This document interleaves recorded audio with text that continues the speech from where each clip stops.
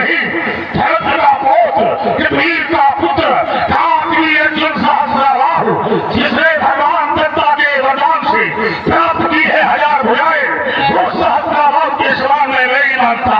और मैं समाज में घोषणा करता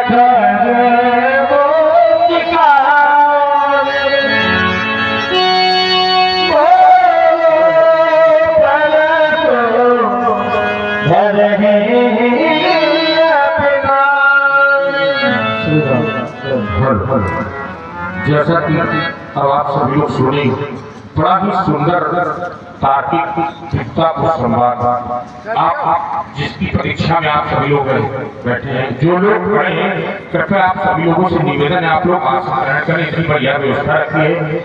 और आप यहाँ इस मंच पर इस वर्ष 20 पुष्पकाएं श्री परशुराम जी के श्री चरणों में, 20 पुष्पकाएं श्री राम जी के श्री चरणों में, 20 पुष्पकाएं श्री लक्ष्मण जी के श्री चरणों में और 20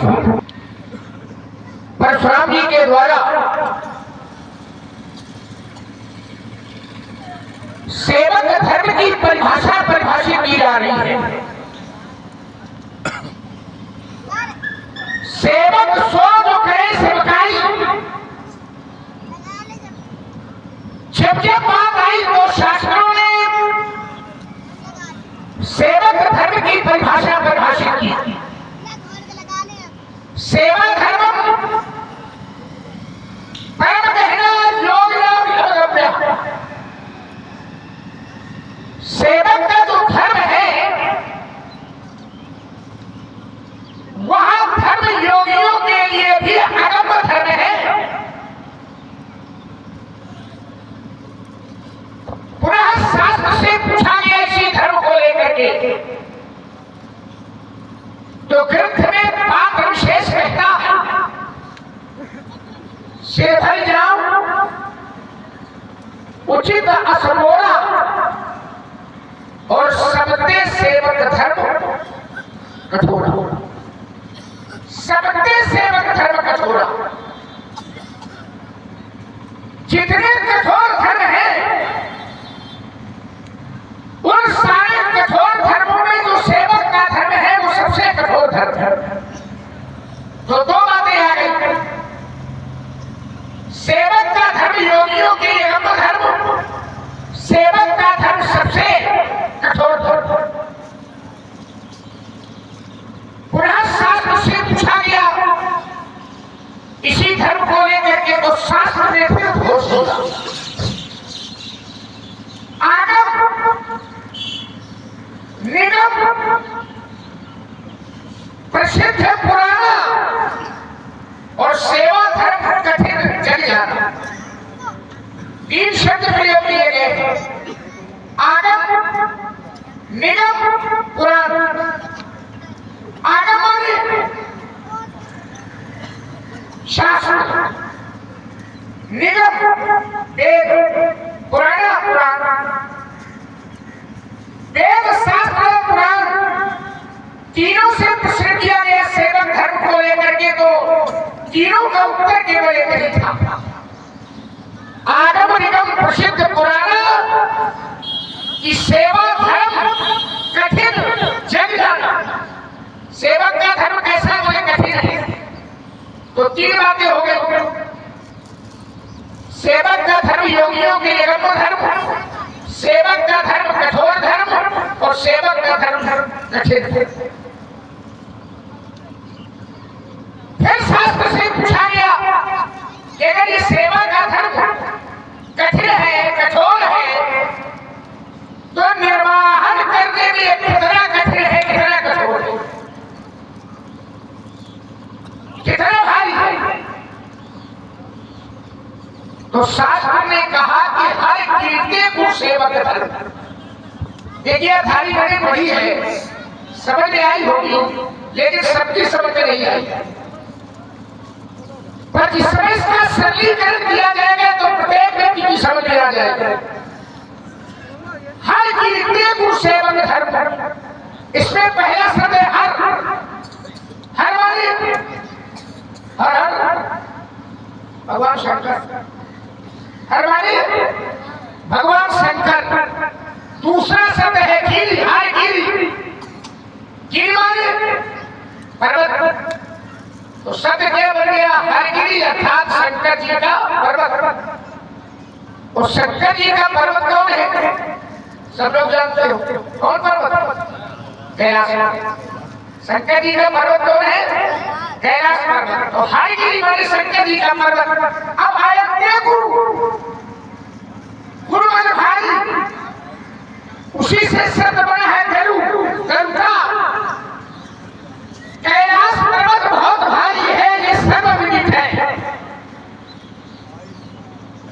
लेकिन निर्वाहन करने में जो सेवक का धर्म है वो भगवान शंकर के कैलाश पर्वत से भी भारी।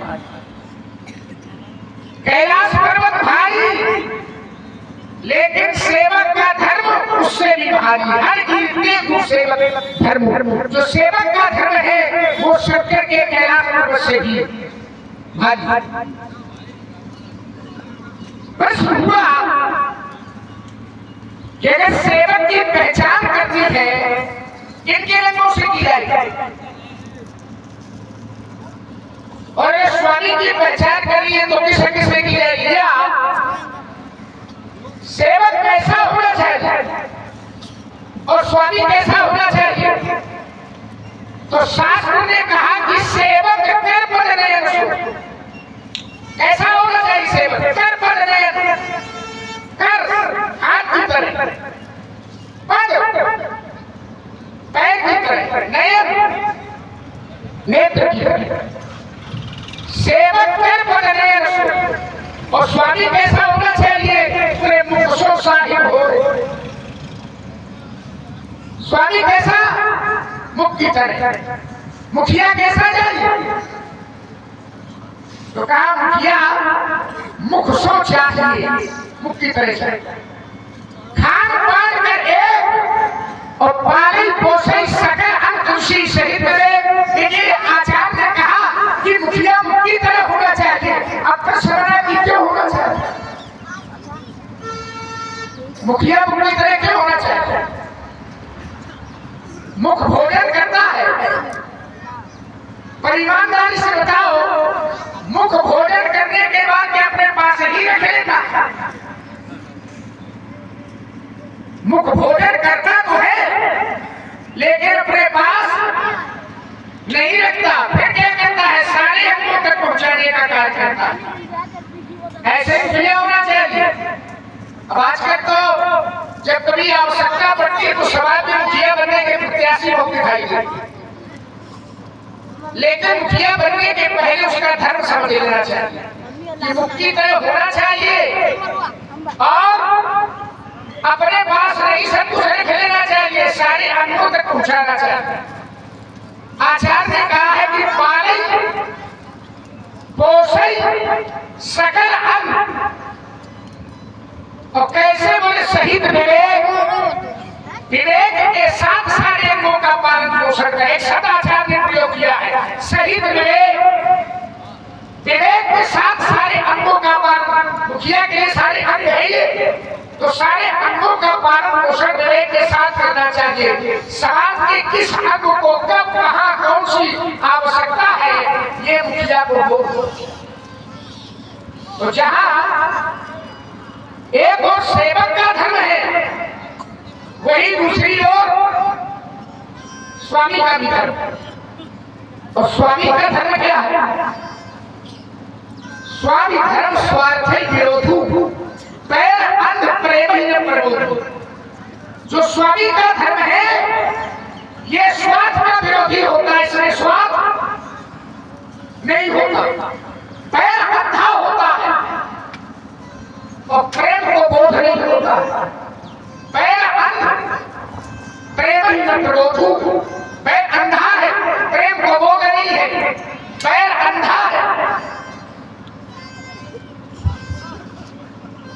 महर्षि परशुराम जी को धनुष तोड़ने वाला बैरी दिखाई दे रहा है और बैल अंधा, और धनुष तोड़ने वाला केवल बैरी नहीं है, बैरी भी है तो सामान्य नहीं है। कैसा है? सुरहु राम जेहि शिवधन तोड़ा तो सहस्र बाहु संसोरित मोरा। धनुष तोड़ने वाला कैसे है? बड़े सहस्रा बाहु के समान मेरा बैरी है। मेरा ध्यान इस कथन पर गया और तत्काल मेरा ध्यान योग दर्शन के सूत्र पर चला गया। कुछ अच्छे लोग दिखाई दे रहे हैं, आइए जरा थोड़ी शास्त्र की चर्चा कर ले। योग दर्शन के सूत्र पर मेरा ध्यान चला गया। योग दर्शन का सूत्र कहता है अहिंसा प्रतिष्ठायाम तत्सन्निधौ वैद्यम। योगी जब अहिंसा में प्रतिष्ठित होता है तत्सन्निधौ उसकी निकटता प्राप्त करके वैर त्याग, वैर भाव का त्याग हो जाता है, वैर भाव समाप्त हो जाता है। किसका? जिसको ऐसी योगी की निकटता प्राप्त हो जाती है उसका वैर भाव समाप्त हो जाता है, उसका वैर भाव रहता ही नहीं है। अरे सामान्य मनुष्य की बात छोड़ दीजिए, सिर्फ पशुओं में हिंसक वृत्ति होती है, हिंसा करने की वृत्ति पशुओं में होती है। अगर उन पशुओं को भी ऐसे महापुरुष की निकटता प्राप्त हो जाए तो पशुओं की भी हिंसा छूट जाए।